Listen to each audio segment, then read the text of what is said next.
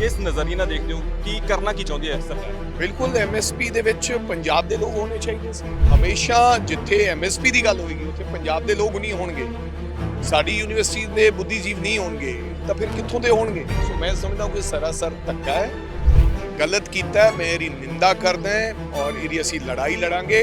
ਨਾ ਪੰਜਾਬ ਦੀ ਗੱਲ, ਨਾ ਹਰਿਆਣੇ ਦੀ ਗੱਲ, ਨਾ ਉੱਤਰਾਖੰਡ ਦੀ ਗੱਲ, ਜਿੱਥੇ ਖੇਤੀ ਜ਼ਿਆਦਾ ਹੁੰਦੀ ਹੈ ਕੋਈ ਵੀ ਜਿਹੜੇ ਮਾਹਿਰ ਉਹ ਵੀ ਨਹੀਂ। ਇਹਦੇ ਪਿੱਛੇ ਮੈਂ ਸਮਝਦਾ ਕਿ ਸਾਡੀ ਸਰਕਾਰ ਦੀ ਵੀ ਨਲਾਇਕੀ ਰਹੇਗੀ ਕਿਤੇ ਨਾ ਕਿਤੇ, ਆਮ ਆਦਮੀ ਪਾਰਟੀ ਦੀ। ਰਾਘਵ ਚੱਡਾ ਦਾ ਵੀਡੀਓ ਬਿਆਨ ਪਹਿਲਾਂ ਸਾਹਮਣੇ ਆ ਜਾਂਦਾ, ਭਗਵੰਤ ਮਾਨ ਅੱਜ ਸਵੇਰੇ ਸੋਸ਼ਲ ਮੀਡੀਆ ਤੇ ਪਾ ਰਿਹਾ ਵੀ ਇਹ ਚੀਜ਼ ਗਲਤ ਹੋ ਰਹੀ ਹੈ। ਮੈਂ ਤਾਂ ਤੁਹਾਨੂੰ ਪਹਿਲਾਂ ਹੀ ਕਹਤਾ ਸਰਕਾਰ ਦੀ ਕੋਈ ਸੰਜੀਦਗੀ ਹੈ ਹੀ ਨਹੀਂ ਹੈ। ਸੁਖਬੀਰ ਸਿੰਘ ਬਾਦਲ ਤੇ ਹਰਸਿਮਰਤ ਕੌਰ ਬਾਦਲ ਬੰਦੀ ਸਿੰਘਾਂ ਦੀ ਰਿਹਾਈ ਦੇ ਪੋਸਟਰ ਲੈ ਕੇ ਖੜੇ ਹੋਏ ਭਾਜਪਾ ਦੇ ਸਾਹਮਣੇ। ਬੰਦੀ ਸਿੱਖਾਂ ਦੀ ਰਿਹਾਈ, ਮੈਂ ਸਮਝਦਾ ਕਿ ਹਿਊਮਨ ਰਾਈਟਸ ਜਿਹੜੇ ਹੈਗੇ ਨੇ ਉਹ ਹਰੇਕ ਦਾ ਹੱਕ ਹੈ। ਜਿਹੜੀ ਸੁਖਬੀਰ ਦੀ ਗੱਲ ਤੁਸੀਂ ਕਰ ਰਹੇ ਹੋ, ਕੱਲ ਤਾਂ ਇੰਡੀਆ ਨੂੰ ਵੋਟ ਪਾ ਕੇ ਹਟਿਆ, ਕੱਲ ਤਾਂ ਮੁਰਮੁਰ ਜੀ ਨਾਲ ਦੇਸ਼ ਦੀ ਰਾਸ਼ਟਰਪਤੀ ਆਪਦੇ ਆਪ ਜਿਹੜੇ ਹੋਣ ਵਾਲੇ ਉਹਨਾਂ ਨੂੰ ਵੋਟਾਂ ਪਾ ਕੇ ਉਹਨਾਂ ਨੂੰ ਸੰਯੋਗ ਦਿੱਤਾ ਹੈ। ਪੂਰੇ ਕੰਮਾਂ ਦਾ ਪੂਰਾ ਨਤੀਜਾ ਐਨਕਾਊਂਟਰ ਕਿਉਂ ਹੋ ਰਿਹਾ ਇਹਦੇ ਬਾਰੇ ਤਾਂ ਪੰਜਾਬ ਦਾ ਡੀਜੀਪੀ ਜਾਂ ਉੱਥੋਂ ਦੇ ਆਫੀਸਰ ਹੀ ਦੱਸਣਗੇ। ਗੋਲਡੀ ਬਰਾੜ ਨੇ ਵੀ ਤੁਹਾਡਾ ਨਾਮ ਲੈ ਦਿੱਤਾ, ਕਹਿੰਦੇ ਕਿ ਸਿੱਧੂ ਮੂਸੇਵਾਲਾ ਤੇ ਰਾਜਾ ਵੜਿੰਗ ਜੀ ਸ਼ਾਮਿਲ। ਮੈਂ ਕਿਸੇ ਨੇ ਮੇਰਾ ਨਾਮ ਲੈਤਾ ਕੋਈ ਗੱਲ ਨਹੀਂ ਹੈ, ਲੇਕਿਨ ਮੈਂ ਕਦੇ ਵੀ ਜ਼ਿੰਦਗੀ ਦੇ ਵਿੱਚ ਕਦੇ ਕੋਈ ਗਲਤ ਕੰਮ ਨਹੀਂ ਕੀਤਾ, ਨਾ ਹੀ ਮੈਂ ਕਿਸੇ ਗਲਤ ਵਿਅਕਤੀ ਦੀ ਸਿਫਾਰਿਸ਼ ਕੀਤੀ, ਚਾਹੇ ਉਹ ਮੇਰਾ ਕੋਈ ਆਪਦਾ ਰਿਸ਼ਤੇਦਾਰ ਹੋ।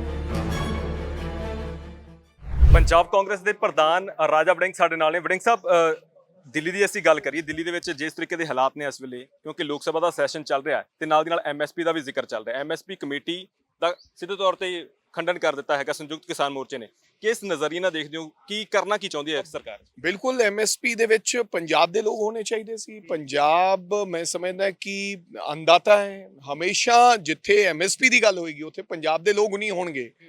ਸਾਡੀ ਯੂਨੀਵਰਸਿਟੀ ਦੇ ਬੁੱਧੀਜੀਵ ਨਹੀਂ ਹੋਣਗੇ ਤਾਂ ਫਿਰ ਕਿੱਥੋਂ ਦੇ ਹੋਣਗੇ? ਸੋ ਮੈਂ ਸਮਝਦਾ ਕਿ ਸਰਾਸਰ ਧੱਕਾ ਹੈ ਔਰ ਸਿਰੇ ਤੋਂ ਮੈਨੂੰ ਲੱਗਦਾ, ਮੈਂ ਅੱਜ ਤੋਮਰ ਸਾਹਿਬ ਦਾ ਇੱਕ ਬਿਆਨ ਵੀ ਪੜ੍ਹ ਰਿਹਾ ਸੀ ਕਿ ਸਾਡੀ ਕਿਤੇ ਇਹ ਗੱਲ ਨਹੀਂ ਹੋਈ ਐਮਐਸਪੀ ਬਾਰੇ ਐਂਡ ਇਹ ਗਲਤ ਕੀਤਾ। ਮੈਂ ਇਹਦੀ ਨਿੰਦਾ ਕਰਦਾ ਹਾਂ ਔਰ ਇਹਦੀ ਅਸੀਂ ਲੜਾਈ ਲੜਾਂਗੇ। ਕਿਸਾਨ ਸੰਯੁਕਤ ਮੋਰਚੇ ਦੇ ਕੁਝ ਆਗੂ ਸਹਿਬਾਨ ਔਰ ਸਾਡੇ ਵੀ ਕੋਈ ਯੂਨੀਵਰਸਿਟੀਆਂ ਦੇ ਮਾਹਿਰ ਲੋਕ ਉਹਦੇ ਵਿੱਚ ਹੋਣੇ ਚਾਹੀਦੇ ਸੀ। ਪੰਜਾਬ ਦੇ ਉਲਟਾ ਜ਼ਿਆਦਾ ਲੋਕਾਂ ਨੂੰ ਨੁਮਾਇੰਦਗੀ ਦੇਣੀ ਚਾਹੀਦੀ ਸੀ, ਕਿਉਂਕਿ ਪੰਜਾਬ ਦੇ ਲੋਕਾਂ ਨੇ ਦੇਸ਼ ਦਾ ਜਿਹੜਾ ਅਨਾਜ ਦਾ ਭੰਡਾਰ ਭਰਿਆ, ਉਸ ਵੇਲੇ ਜਦੋਂ ਦੇਸ਼ ਭੁੱਖਾ ਮਰ ਰਿਹਾ ਸੀ, ਉਸ ਵੇਲੇ ਲੋਕਾਂ ਨੂੰ ਰੋਟੀ ਦੇਣ ਦਾ ਕੰਮ ਪੰਜਾਬ ਦੇ ਲੋਕਾਂ ਨੇ ਕੀਤਾ। ਸੋ ਅੱਜ ਉਸ ਕਮੇਟੀ 'ਚ ਪੰਜਾਬ ਦਾ ਕਿਸਾਨ ਨਾ ਹੋਵੇ, ਮੈਂ ਸਮਝਦਾ ਉਹ ਕਮੇਟੀ ਨਹੀਂ ਹੈ। ਨਾ ਪੰਜਾਬ ਦੀ ਗੱਲ, ਨਾ ਹਰਿਆਣੇ ਦੀ ਗੱਲ, ਨਾ ਉੱਤਰਾਖੰਡ ਦੀ ਗੱਲ, ਜਿੱਥੇ ਖੇਤੀ ਜ਼ਿਆਦਾ ਹੁੰਦੀ ਹੈ ਕੋਈ ਵੀ ਜਿਹੜੇ ਮਾਹਿਰ ਉਹ ਵੀ ਨਹੀਂ। ਇਹਦੇ ਪਿੱਛੇ ਮੈਂ ਸਮਝਦਾ ਕਿ ਸਾਡੀ ਸਰਕਾਰ ਦੀ ਵੀ ਨਲਾਇਕੀ ਰਹੇਗੀ ਕਿਤੇ ਨਾ ਕਿਤੇ, ਆਮ ਆਦਮੀ ਪਾਰਟੀ ਦੀ। ਇਹਨਾਂ ਨੂੰ ਪੂਰਾ ਅਟੈਂਸ਼ਨ ਰਹਿਣਾ ਚਾਹੀਦਾ ਹੈ। ਅਸਲ ਮੇਨੇ ਇਹ ਸਰਕਾਰ ਕਿਤੇ ਨਾ ਕਿਤੇ ਸੰਜੀਦਗੀ ਦੇ ਨਾਲ ਜਿਹੜਾ ਭਾਰਤ ਸਰਕਾਰ ਨਾਲ ਮੁੱਦਿਆਂ ਦੀ ਲੜਾਈ ਲੜਨੀ ਹੁੰਦੀ ਹੈ ਜਾਂ ਆਪਦੀ ਗੱਲ ਰੱਖਣੀ ਹੁੰਦੀ ਹੈ, ਉਹਦੇ ਤੇ ਵੀ ਕਿਤੇ ਨਾ ਕਿਤੇ ਮੈਨੂੰ ਸਰਕਾਰ ਨਾਕਾਮ ਨਜ਼ਰ ਆਈ। ਜਿਵੇਂ ਪਿੱਛੇ ਤੁਸੀਂ ਦੇਖਿਆ ਹੋਣਾ, ਉਹ ਚੰਡੀਗੜ੍ਹ ਵਿਧਾਨ ਸਭਾ ਦੀ ਗੱਲ ਹੋਈ, ਉਲਟਾ ਸਾਡੇ ਵਾਲਿਆਂ ਨੇ ਤਾਂ ਇਹੀ ਕਹਿਤਾ ਵੀ ਸਾਨੂੰ ਇੱਕ ਵੱਖਰੀ ਵਿਧਾਨ ਸਭਾ ਦੇ ਦਿੱਤੀ ਜਾਵੇ।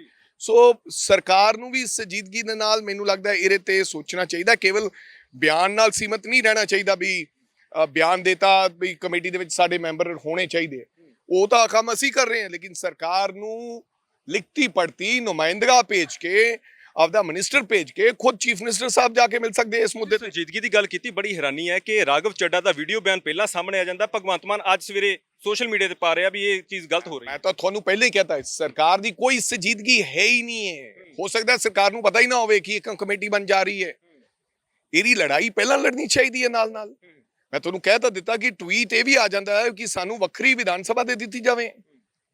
ਸੋ ਸੰਜੀਦਗੀ ਦੇ ਨਾਲ ਜਿਸ ਪ੍ਰਕਾਰ ਸਰਕਾਰ ਨੂੰ ਪੱਖ ਰੱਖਣਾ ਚਾਹੀਦਾ। ਮੈਮੋਰੈਂਡਮ ਮੈਂ ਉਸ ਦਿਨ ਵੀ ਕਿਹਾ, ਰੈਜ਼ੋਲੂਸ਼ਨ ਪਾਸ ਕਰਤਾ ਯੂਨੀਵਰਸਿਟੀ ਦਾ। ਕੇਵਲ ਰੈਜ਼ੋਲੂਸ਼ਨ ਦੇ ਨਾਲ ਤਾਂ ਕੰਮ ਨਹੀਂ ਚੱਲਦਾ ਨਾ ਭਾਈ ਸਾਹਿਬ, ਜਾ ਕੇ ਲੜਾਈ ਲੜਨੀ ਪੈਣੀ ਹੈ। ਤੁਸੀਂ go and C prime minister of India, home minister ਨੂੰ ਮਿਲਣਾ ਚਾਹੀਦਾ ਕਿ ਸਾਡੀ ਪੰਜਾਬ ਦੀ ਯੂਨੀਵਰਸਿਟੀ ਸਾਡੇ ਕੋਲੇ ਰਹਿਣੀ ਚਾਹੀਦੀ ਹੈ। ਰੋਜ਼ਾਨਾ ਸਾਡੇ ਹੱਕਾਂ ਤੇ ਡਾਕਾ ਵੱਜ ਰਿਹਾ, ਲੇਕਿਨ ਸਾਡੀ ਕੋਈ ਕੋਆਰਡੀਨੇਸ਼ਨ ਨਹੀਂ ਹੈ। ਇਹਨਾਂ ਨੂੰ ਮੀਟਿੰਗ ਸੱਦਣੀ ਚਾਹੀਦੀ ਸੀ, ਸਾਰੀਆਂ ਪਾਰਟੀਆਂ ਨੂੰ ਬੁਲਾਉਣਾ ਚਾਹੀਦਾ ਸੀ ਔਨ ਦਿਸ ਇਸ਼ੂ। ਲੋਕ ਸਭਾ ਦੇ ਬਾਹਰ ਸੁਖਬੀਰ ਸਿੰਘ ਬਾਦਲ ਤੇ ਹਰਸਿਮਰਤ ਕੌਰ ਬਾਦਲ ਬੰਦੀ ਸਿੰਘਾਂ ਦੀ ਰਿਹਾਈ ਦੇ ਪੋਸਟਰ ਲੈ ਕੇ ਖੜੇ ਹੋਏ ਭਾਜਪਾ ਦੇ ਸਾਹਮਣੇ। ਬੰਦੀ ਸਿੱਖਾਂ ਦੀ ਰਿਹਾਈ, ਮੈਂ ਸਮਝਦਾ ਕਿ ਹਿਊਮਨ ਰਾਈਟਸ ਜਿਹੜੇ ਹੈਗੇ ਨੇ ਉਹ ਹਰੇਕ ਦਾ ਹੱਕ ਹੈਗਾ।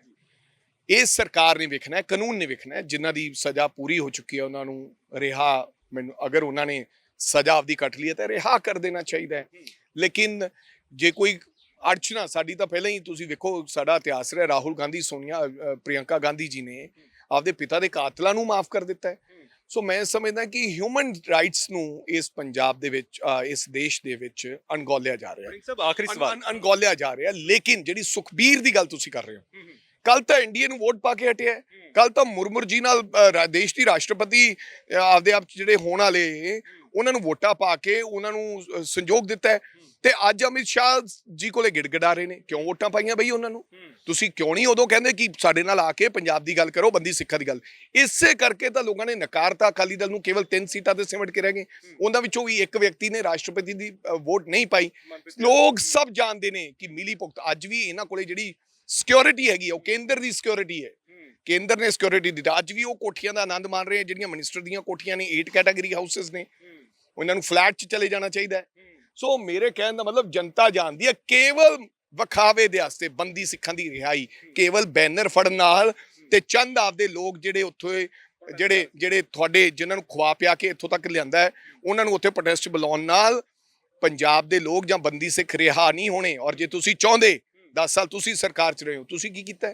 ਸੋ ਇਸ ਸਾਲ ਆ ਬੇਵਕੂਫ ਬਣਾਇਆ ਜਾ ਰਿਹਾ, ਇਹ ਭਾਜਪਾ ਦੇ ਨਾਲ ਮਿਲੇ ਹੋਏ ਲੋਕ। ਆਖਰੀ ਸਵਾਲ, ਅੰਮ੍ਰਿਤਸਰ ਦੇ ਵਿੱਚ ਰਾਜਾ ਵੜਿੰਗ ਜੀ ਇਸ ਵੇਲੇ ਬੜੇ ਹਾਲਾਤ ਨਾਜ਼ੁਕ ਨੇ, ਕਹਿੰਦੇ ਕਿ ਐਨਕਾਊਂਟਰ ਵੀ ਚੱਲ ਰਿਹਾ ਤੇ ਉਹੀ ਗੈਂਗਸਟਰ ਦੱਸੇ ਜਾ ਰਹੇ ਜਿਹੜੇ ਸਿੱਧੂ ਮੂਸੇਵਾਲਾ ਦੇ ਬੁਰੇ ਕੰਮਾਂ ਦਾ ਬੁਰਾ ਨਤੀਜਾ, ਬੁਰੇ ਕੰਮਾਂ ਦਾ ਬੁਰਾ ਨਤੀਜਾ। ਐਨਕਾਊਂਟਰ ਕਿਉਂ ਹੋ ਰਿਹਾ ਇਹਦੇ ਬਾਰੇ ਤਾਂ ਪੰਜਾਬ ਦਾ ਡੀਜੀਪੀ ਜਾਂ ਉੱਥੋਂ ਦੇ ਆਫੀਸਰ ਹੀ ਦੱਸਣਗੇ ਕਿ ਕੀ ਸਥਿਤੀ ਰਹੀ, ਕਿਉਂ ਗੋਲੀ ਚਲਾਉਣੀ ਪਈ, ਕਿਉਂ ਮਾਰਨਾ ਪਿਆ। ਲੇਕਿਨ ਮੈਂ ਇਹ ਜ਼ਰੂਰ ਕਹਿਣਾ ਚਾਹੂੰਗਾ, ਬੁਰੇ ਕੰਮਾਂ ਦੇ ਬੁਰੇ ਨਤੀਜੇ। ਬੜਾ ਜ਼ਰੂਰੀ ਸਵਾਲ ਹੈ, ਗੋਲਡੀ ਬਰਾੜ ਨੇ ਵੀ ਤੁਹਾਡਾ ਨਾਮ ਲੈ ਦਿੱਤਾ, ਕਹਿੰਦੇ ਕਿ ਸਿੱਧੂ ਮੂਸੇਵਾਲਾ ਤੇ ਰਾਜਾ ਵੜਿੰਗ ਵੀ ਸ਼ਾਮਿਲ। ਮੈਂ ਕਿਸੇ ਨੇ ਮੇਰਾ ਨਾਮ ਲੈਤਾ ਕੋਈ ਗੱਲ ਨਹੀਂ ਹੈ, ਲੇਕਿਨ ਮੈਂ ਕਦੇ ਵੀ ਜ਼ਿੰਦਗੀ ਦੇ ਵਿੱਚ ਕਦੇ ਕੋਈ ਗਲਤ ਕੰਮ ਨਹੀਂ ਕੀਤਾ, ਨਾ ਹੀ ਮੈਂ ਕਿਸੇ ਗਲਤ ਵਿਅਕਤੀ ਦੀ ਸਿਫਾਰਿਸ਼ ਕੀਤੀ ਹੈ, ਚਾਹੇ ਉਹ ਮੇਰਾ ਕੋਈ ਆਪਦਾ ਰਿਸ਼ਤੇਦਾਰ ਹੋਵੇ।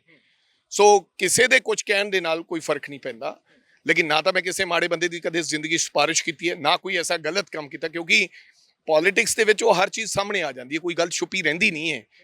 ਸੋ ਕੋਈ ਫਰਕ ਨਹੀਂ ਪੈਂਦਾ। ਲੇਕਿਨ ਮੈਂ ਇਹ ਦੱਸਣਾ ਚਾਹੁੰਦਾ ਦੋਸਤੋ, ਪਲੀਜ਼ ਇਹਨਾਂ ਗੱਲਾਂ ਤੋਂ ਛੱਡ ਕੇ ਨਵੀਂ ਗੱਲ ਕਰੋ, ਆਪਦੀ ਜ਼ਿੰਦਗੀ ਔਰ ਜੀਵਨ ਦੀ ਗੱਲ ਕਰੋ। ਤੁਹਾਨੂੰ ਪਰਮਾਤਮਾ ਨੇ, ਸੱਚੇ ਪਾਤਸ਼ਾਹ ਨੇ ਜ਼ਿੰਦਗੀਆਂ ਬਖਸ਼ੀਆਂ, ਇਸ ਕਰਕੇ ਨਹੀਂ ਹੈ ਕਿ ਕਿਸੇ ਦੀ ਜ਼ਿੰਦਗੀ ਲੈਣੀ ਜਾਂ ਕਿਸੇ ਦੀ ਜ਼ਿੰਦਗੀ ਖੋਣੀ ਹੈ। ਸੋ ਛੱਡੋ ਇਹਨਾਂ ਗੱਲਾਂ ਨੂੰ ਔਰ ਸਰੈਂਡਰ ਕਰਕੇ ਤੁਸੀਂ ਸਭ ਲੋਕ ਨਵੇਂ ਆਪਸ ਵਿੱਚ ਦੁਸ਼ਮਣੀਆਂ ਛੱਡ ਕੇ ਕਿਸੇ ਦੇ ਮਾਂ ਦੇ ਪੁੱਤਾਂ ਨੂੰ ਨਾ ਮਾਰੋ। ਸ਼ਗਨਪ੍ਰੀਤ ਵੀ ਆ ਰਿਹਾ, ਕਹਿੰਦਾ ਮੈਨੂੰ ਵੀ ਖਤਰਾ ਹੈਗਾ, ਜਿਹਨੂੰ ਲੈ ਕੇ ਬਹੁਤ ਸਾਰੇ ਸਵਾਲ ਉੱਠ ਰਹੇ ਨੇ। ਕਹਿੰਦੇ ਕੌਣ ਹੈ ਸ਼ਗਨਪ੍ਰੀਤ? ਸੁਣਿਆ ਗਿਆ ਕਿ ਉਹ ਸਿੱਧੂ ਨੂੰ ਜਾਣਦਾ ਸੀਗਾ, ਸਾਥੀ ਤਾਂ ਪਤਾ ਨਹੀਂ ਸੀਗਾ ਕਿ ਨਹੀਂ ਸੀਗਾ, ਬਟ ਮੈਨੂੰ ਤਾਂ ਇਸ ਗੱਲ ਬਾਰੇ ਜਾਣਕਾਰੀ ਨਹੀਂ ਹੈ। ਮੈਂ ਤਾਂ ਕਹਿੰਦਾ ਕਿ ਕਿਸੇ ਦੀ ਜਿਹਦੀ ਵੀ ਜਾਨ ਨੂੰ ਖਤਰਾ ਹੈ ਉਹਦੀ ਜਾਨ ਨੂੰ ਬਚਾਉਣਾ ਚਾਹੀਦਾ, ਲੇਕਿਨ ਸ਼ਰਤ ਇਹ ਹੈ ਕਿ ਉਹ ਆਪ ਗੁਨੇਗਾਰ ਕੋਈ ਵਿਅਕਤੀ ਨਾ ਹੋਵੇ, ਕਿਸੇ ਦੀ ਜਾਨ ਕਿਸੇ ਨੂੰ ਲੈਣ ਦਾ ਕੋਈ ਹੱਕ ਨਹੀਂ। ਇੰਪੋਰਟੈਂਟ ਗੱਲ ਕਹੀ ਉਹਨੇ ਇਹਦੇ ਵਿੱਚ ਵੜਿੰਗ ਸਾਹਿਬ, ਕਿ ਕਹਿੰਦੇ ਕਿ ਬਹੁਤ ਸਾਰੀਆਂ ਚੀਜ਼ਾਂ ਜਿਹੜੀਆਂ ਸੀਗੀਆਂ ਉਹਨੂੰ ਰਾਜਾ ਵੜਿੰਗ ਜੀ ਤੁਸੀਂ ਵੀ ਜਾਣਦੇ ਸੀ, ਕਿ ਤੁਹਾਡੇ ਨਾਲ ਵੀ ਸਾਂਝੀਆਂ ਕਰਦਾ ਸੀ ਸਿੱਧੂ, ਕਿ ਜਾਨ ਦਾ ਖਤਰਾ ਪਹਿਲੇ ਹੀ ਸੀਗਾ। ਵਿੱਕੀ ਮਿੱਡੂ ਖੇੜਾ ਦੀ ਘਟਨਾ ਤਾਂ ਬਾਅਦ ਵਿੱਚ ਵਾਪਰੀ, ਜਾਨ ਦਾ ਖਤਰਾ ਪਹਿਲੇ ਸੀਗਾ। ਯਾਰ ਮੈਂ ਥੋੜੀ ਕਹਿ ਰਿਹਾ, ਮੈਂ 1.5 ਸਾਲ ਪਹਿਲਾਂ ਦੇਸ਼ ਦੀ ਇੰਟੈਲੀਜੈਂਸੀ ਰॉ ਨੇ ਦੀ ਰਿਪੋਰਟ ਆਈ ਵੀ ਹੈ, ਆਈਬੀ ਦੀ ਰਿਪੋਰਟ ਆਈ ਵੀ ਹੈ, ਉਹਨੇ ਬਿਹਾਫ ਤੇ ਇਹਨਾਂ ਨੂੰ ਸਿਕਿਉਰਿਟੀ ਗਾਰਡ ਮਿਲੇ ਸੀ। ਮੇਰੇ ਕਹਿਣ ਨਾਲ ਖਤਰਾ ਸੀ ਜਾਂ ਸਿੱਧੂ ਦੇ ਕਹਿਣ ਨਾਲ ਖਤਰਾ ਸੀ? ਬੁਲੇਟ ਪ੍ਰੂਫ ਗੱਡੀ ਕਿਉਂ ਦਿੱਤੀ ਗਈ? ਬੁਲੇਟ ਪ੍ਰੂਫ ਗੱਡੀ ਉਹਨੇ ਕਿਉਂ ਬਣਾਈ? ਪੁਲਿਸ ਨੂੰ ਇਸ ਗੱਲ ਦਾ ਪਤਾ ਸੀ, ਉਹਨਾਂ ਨੇ ਪਰਮਿਸ਼ਨ ਦਿੱਤੀ ਹੋਣੀ ਹੈ ਕਿ ਬੁਲੇਟ ਪ੍ਰੂਫ ਗੱਡੀ ਬਣਾਓ। ਸੋ ਅਗਲੇ ਨੂੰ ਜਾਨ ਦਾ ਖਤਰਾ ਨਹੀਂ, ਮੈਂ ਤਾਂ ਨਹੀਂ ਬਣਾਈ ਬੁਲੇਟ ਪ੍ਰੂਫ ਗੱਡੀ, ਜਿਹਨੂੰ ਵਿਚਾਰੇ ਨੂੰ ਅੰਦਰ ਡਰ ਸਤਾ ਰਿਹਾ ਸੀਗਾ ਇਸੇ ਕਰਕੇ। ਸੋ ਮੇਰੇ ਕਹਿਣ ਨਾਲ ਨਹੀਂ, ਲੇਕਿਨ ਮੈਨੂੰ ਪਤਾ ਹੈ ਕਿ ਉਹਦੀ ਜਾਨ ਨੂੰ ਖਤਰਾ ਸੀਗਾ। ਇਹ ਆਈਬੀ ਦੀ ਤੇ ਰॉ ਦੀ ਰਿਪੋਰਟ ਸੀ। ਹਜੇ ਤੱਕ ਤਾਂ ਆਇਆ ਨਹੀਂ, ਇੰਨੇ ਦਿਨ ਬੀਤ ਗਏ, ਹਜੇ ਤਾਂ ਇਨਸਾਫ ਦਾ ਇੰਤਜ਼ਾਰ ਹੀ ਕਰ ਰਹੇ ਮਾਂ ਬਾਪ।